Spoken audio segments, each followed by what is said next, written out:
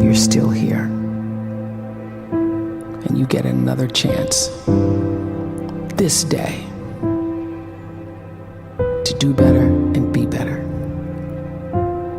Another chance to become more of who you were created and what you were created to fulfill.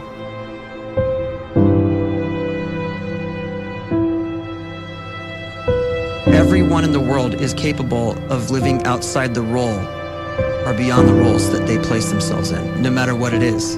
You're not just a dad, you're not just a banker, you're not just a brother or a son or a convict. It doesn't matter. Like, everyone is bigger, much bigger, infinitely bigger than the roles they place themselves in, and is capable of reaching potential greater than anything they could imagine.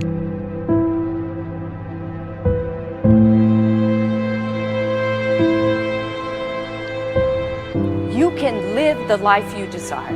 It's right there in front of you. But in order to achieve it, you must first see it, then believe it, and then you must graciously ask and train your brain to help you execute your vision.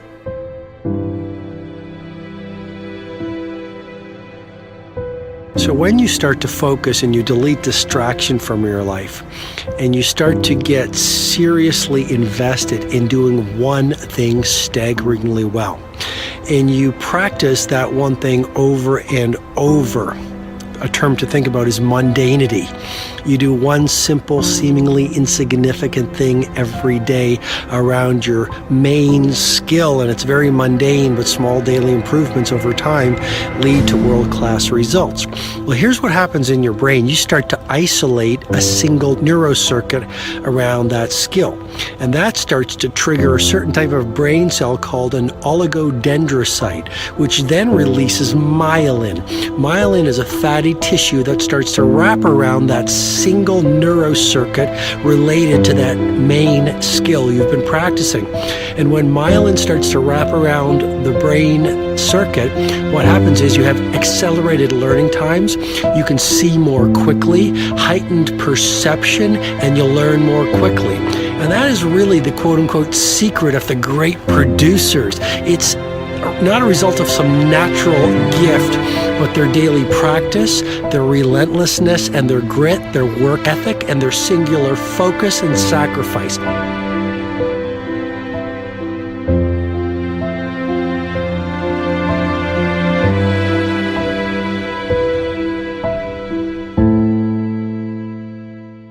A great life is built not by revolution. A great life is built by evolution. Small and steady wins the race.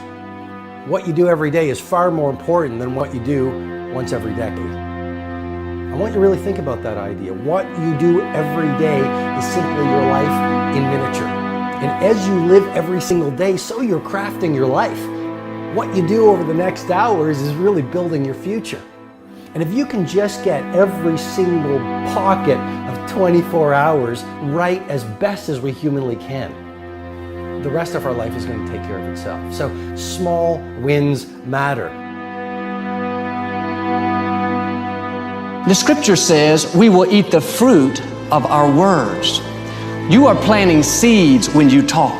At some point, you're going to eat that fruit. My challenge is make sure you're planting the right kind of seeds.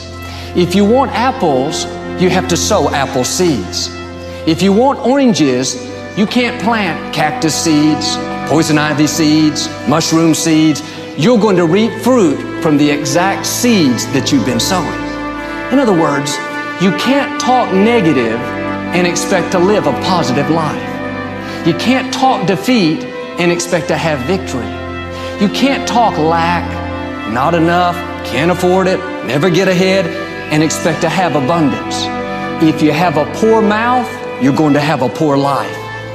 If you don't like what you're seeing, start sowing some different seeds.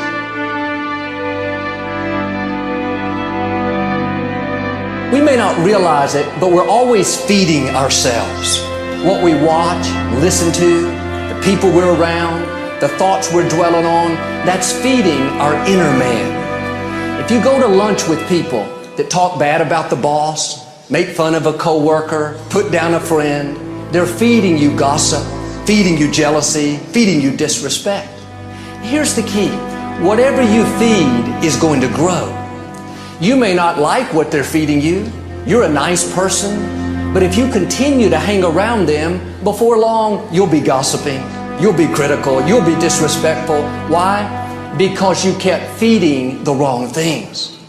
If you're always feeding negative thoughts, thinking, I'll never get well, I'll never meet the right person, you're feeding doubt, feeding mediocrity, feeding fear.